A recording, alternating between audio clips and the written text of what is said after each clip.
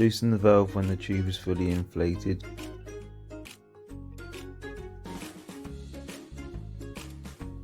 Deflate the tube and hold the back half of the valve.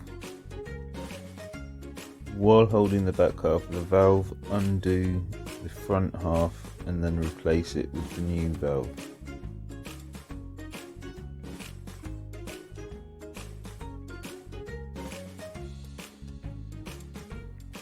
Tighten the new valve by hand and then inflate the tube.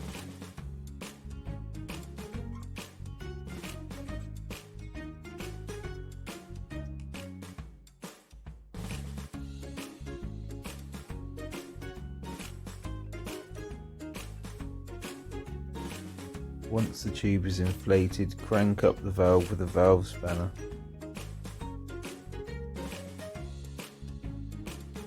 Here is another quick pressure release valve swap.